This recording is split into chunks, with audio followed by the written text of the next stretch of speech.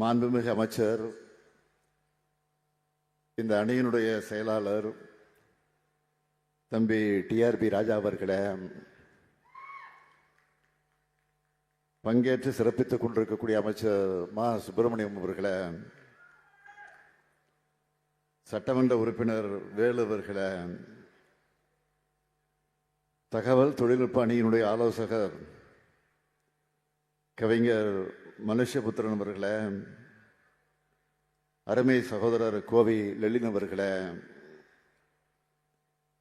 இணை செயலாளர் மகேந்திரன் அவர்களே, பாசத்திற்குரிய அணியினுடைய துணை செயலாளர்களே, பல்வேறு மாவட்ட நிர்வாகிகளே, பேரன்பிற்குரிய சமூக வலைதள ஆர்வலர்களே, என் உயிரோடு கலந்திருக்கக்கூடிய தலைவர் கலைஞர் அவர்களின் உயிரினும் உயிரான அன்பு உடன்பிறப்புகளே, உங்கள் அனைவருக்கும் என்னுடைய அன்பான வணக்கம்.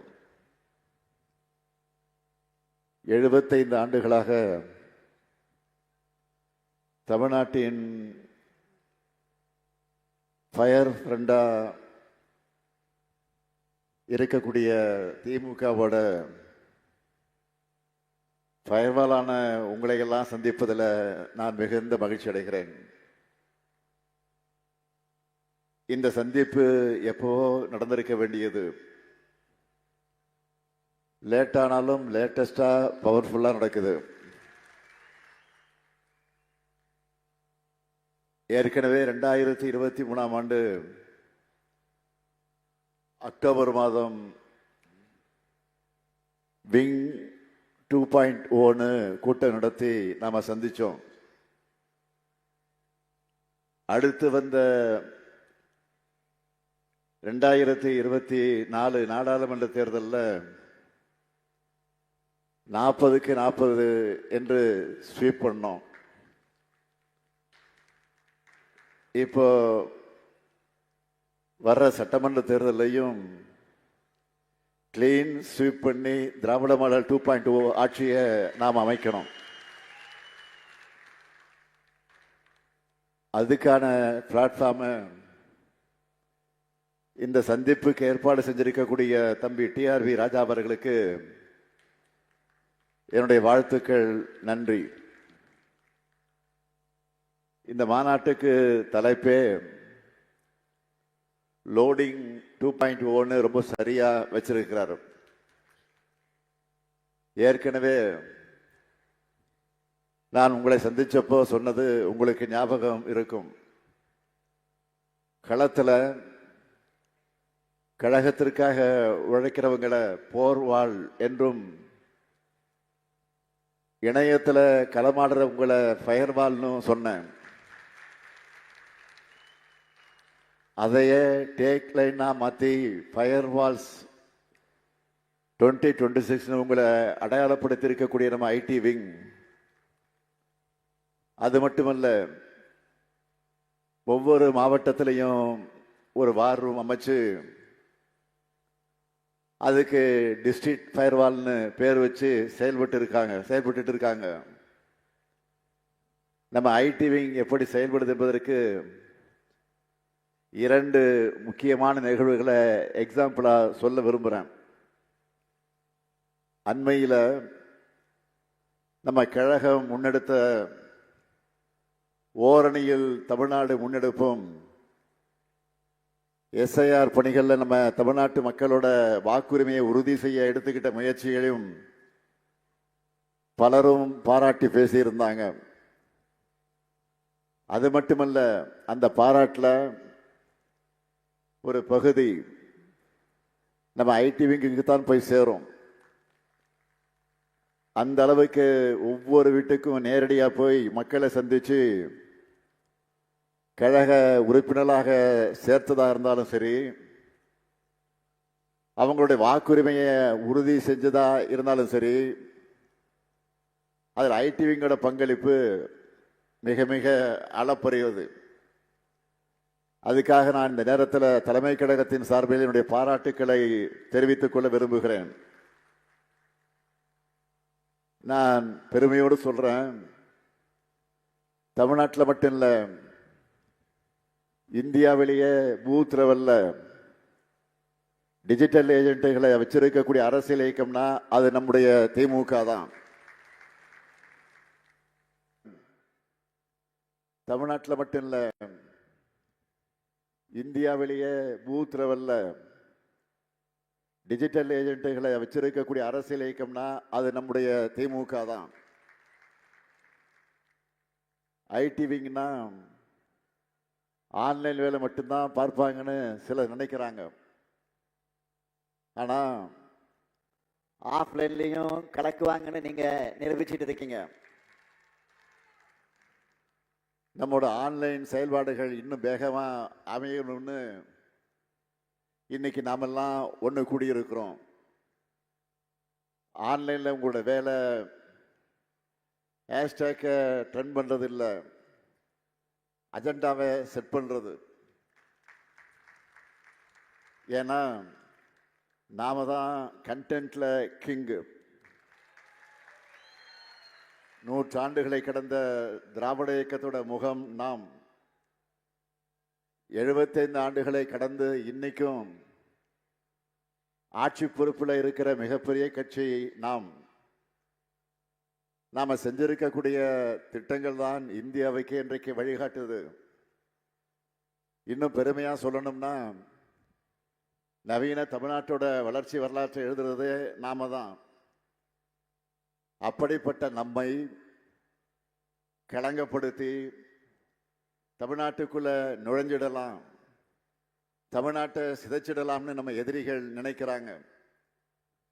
அதுக்கு அவங்க பயன்படுத்துகிற ஆயுதம் தான் அவதூறுகள். எனவே அந்த அவதூறுகளுக்கு மட்டுமே பதில் சொல்லிட்டு இருக்காம சோசியல் மீடியாவுக்கான அஜெண்டாவையும் நாம தான் செட் பண்ணணும். டிஃபென்ஸ் மட்டுமே ஆடிட்டு இருக்கக்கூடாது, அப்பப்போ அட்டாக்கிங் மோடுக்கும் போகணும். உங்க எல்லாரிடமும் எழுத்து திறமை, போட்டோ டிசைன், மீம்ஸ், வீடியோக்கள் உருவாக்குறதுன்னு பல திறமைகள் இருக்கு. இந்த ஒவ்வொரு திறமையும் கழகத்தோட வெற்றிக்காக நீங்க பயன்படுத்தணும். களத்தில் கழக நிர்வாகிகள் ஒரு நாளைக்கு 100 வீடுகளுக்குள்ள போக முடியுமானா, நீங்க எல்லோரும் உங்களுடைய கருத்துக்களால ஒட்டுமொத்த தமிழ்நாட்டையே உங்க பக்கம் திரும்பி பார்க்க வைக்க முடியும்.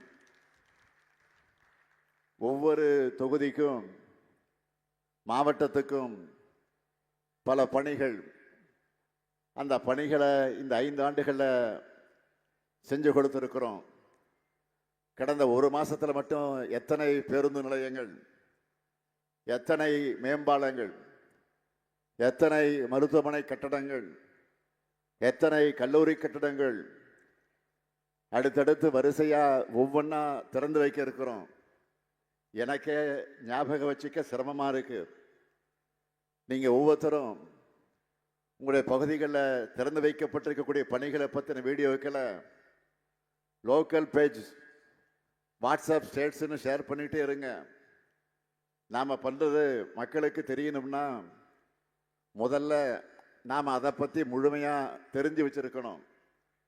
அதனால் என்னுடைய பேஜை ஃபாலோ பண்ணுற மாதிரியே முதலமைச்சர் அலுவலக பக்கம், நம்முடைய கட்சியினுடைய பக்கங்கள், அரசு செய்தி துறையினுடைய பக்கங்கள் எல்லாவற்றையும் தொடர்ந்து ஃபாலோ பண்ணுங்க. நம்ம ஐடி விங்கினுடைய வாட்ஸ்அப்பின் சேனலை மற்றவர்களை ஃபாலோ பண்ண வைங்க. ஏன்னா சாதனைகளையே ஈஸியா பண்ற நாம அதை மக்கள்கிட்ட கொண்டு போகிறதுல என்ன மெத்தனமா இருக்கக்கூடாது.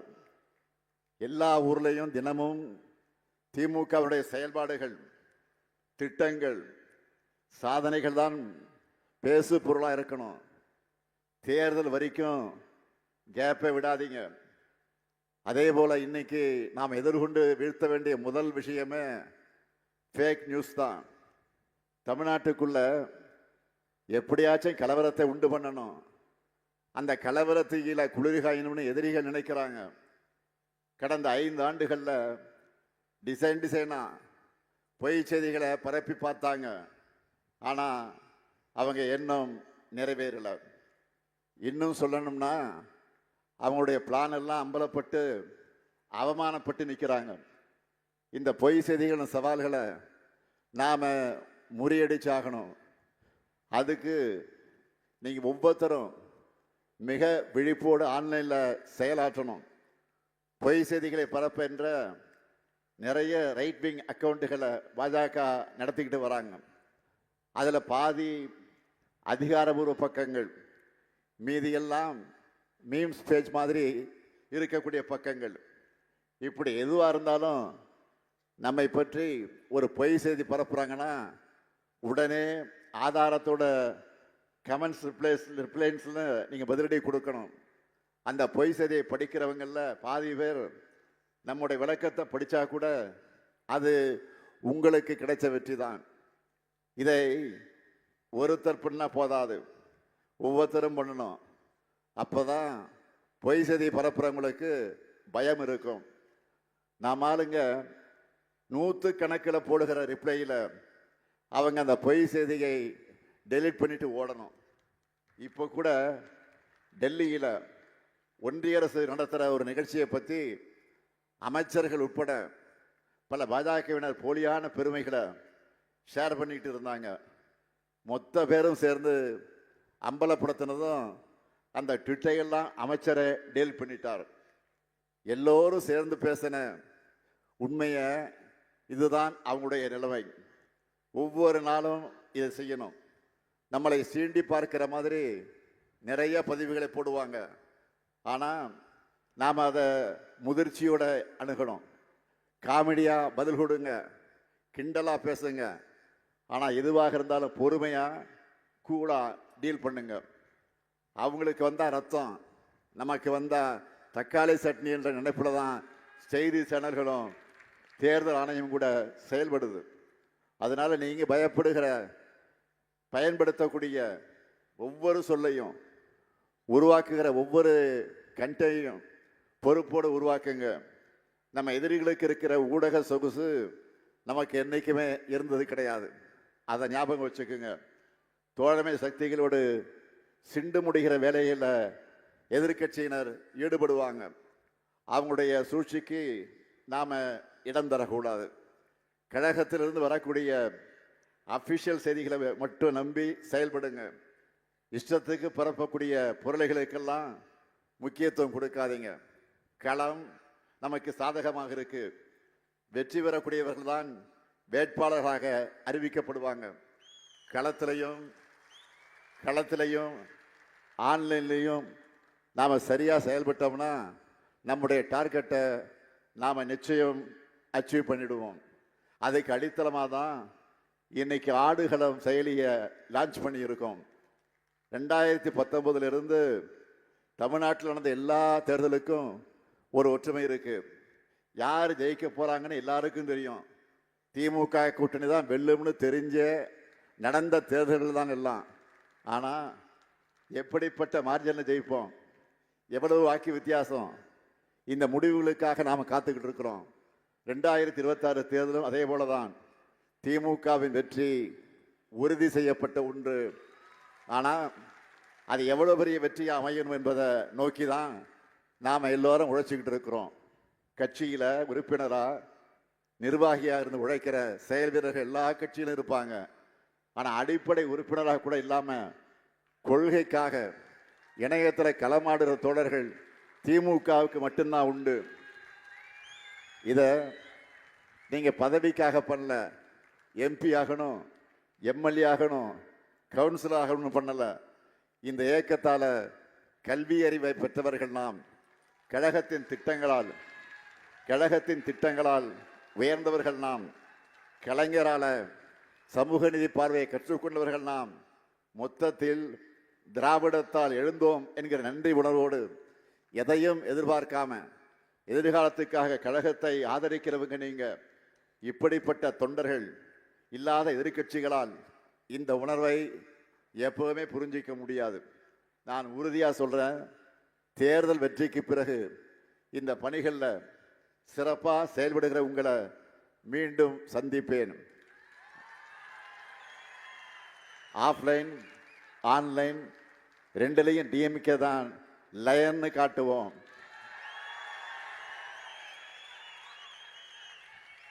வெல்வோம் ஒன்றாக. நன்றி, வணக்கம்.